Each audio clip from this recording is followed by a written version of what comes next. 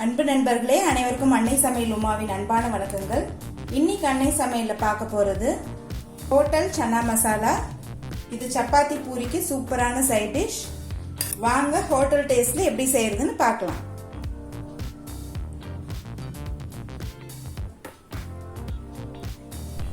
முதல்ல அரை கப் சன்னாவை 8 மணி நேரம் ஊற வச்சு சேர்த்துக்கலாம். அடுத்தது ஒரு பட்டை, ஒரு லவங்கம், ஒரு கருப்பு ஏலக்காய். கருப்பு ஏலக்காய் போட்டீங்கன்னா ஹோட்டல் சன்னா மசாலா டேஸ்ட் கண்டிப்பா கிடைக்குங்க. உங்ககிட்ட கருப்பு ஏலக்காய் இல்லைன்னா 2 பச்சை ஏலக்காய் போட்டுக்கோங்க. ஒரு பச்சை ஏலக்காய், ஒரு பிரியாணி இலை, 3 பல் பூண்டு, தேவையான அளவு உப்பு. இந்த மெத்தட் படி பண்ணீங்கன்னா ரெஸ்டாரண்ட் சன்னா மசாலா டேஸ்ட் கண்டிப்பா கிடைக்குங்க.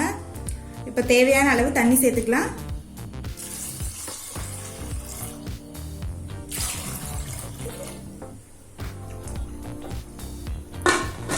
இப்ப மூடி போட்டு குக்கர்ல இருந்து 8 விசில் வந்தோடனே இறக்கி வச்சிடலாங்க.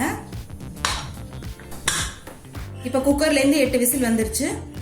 சன்னா எப்படி வெந்திருக்குன்னு பார்க்கலாம். வாசனை ரொம்ப நல்லா இருக்குங்க. சன்னா பாத்தீங்கன்னா இந்த அளவுக்கு சாஃப்டா இருக்கணுங்க. இதை எடுத்து தனியா வச்சிடலாம். கடாயில தேவையான அளவு எண்ணெய். முதல்ல 2 வெங்காயத்தை மிக்சியில நைஸா அரைச்சு இதுல சேர்த்துக்கலாம்.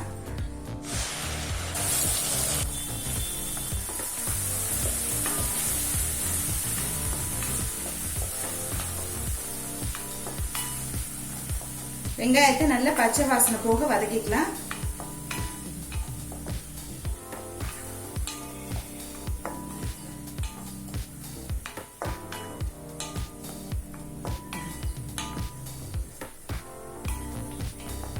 எவ்வளவு வெங்காயம் போடுறீங்களோ அந்த அளவுக்கு கிரேவி நிறைய கிடைக்கும்.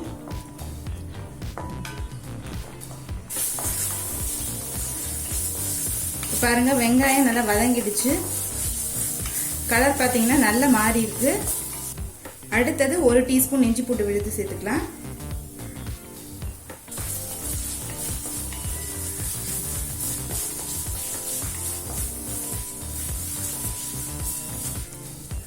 அடுத்தது 3 தக்காளியை மிக்சியில நைஸா அரைச்சு இதுல சேர்த்துக்கலாங்க.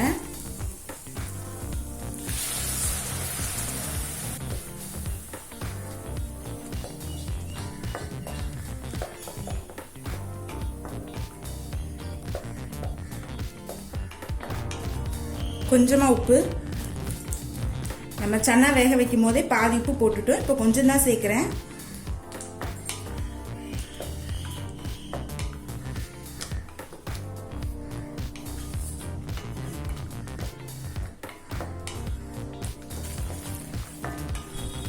இப்ப தக்காளியும் நல்லா வதங்கிடுச்சுங்க.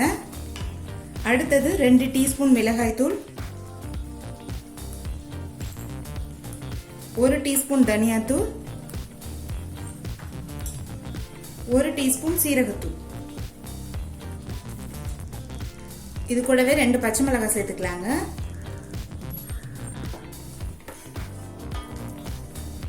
நல்லா 1 நிமிஷம் வரைக்கும் வதக்கிக்கலாம்.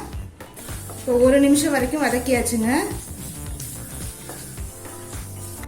அடுத்தது வேக வச்ச சன்னாவை சேர்த்துக்கலாம். இது கூடவே தண்ணி, வேக வச்ச தண்ணியே சேர்த்துக்கோங்க.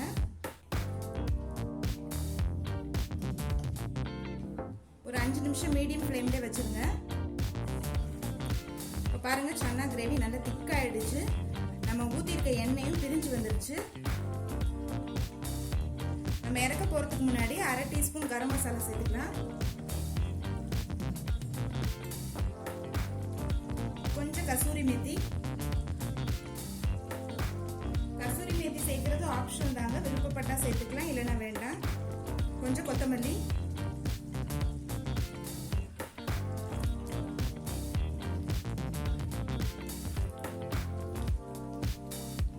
பாருங்க ரெஸ்டாரண்ட் ஸ்டைல் சன்னா மசாலா மாதிரியே இருக்கு. நம்ம சர்வ் பண்ணிடலாம். இப்போ ஹோட்டல் சன்னா மசாலா ரெடி ஆயிடுச்சுங்க. சன்னா மசாலாவை ட்ரை பண்ணி பாருங்க, கண்டிப்பா உங்களுக்கே பிடிக்கும். ரெசிபி பிடிச்சிருந்ததுன்னா வீடியோவை லைக் பண்ணுங்க, கமெண்ட் பண்ணுங்க, ஷேர் பண்ணுங்க. இது வரைக்கும் அன்னை சமையல் சேனலை சப்ஸ்கிரைப் பண்ணலன்னா சப்ஸ்கிரைப் பண்ணுங்க. தேங்க்யூ.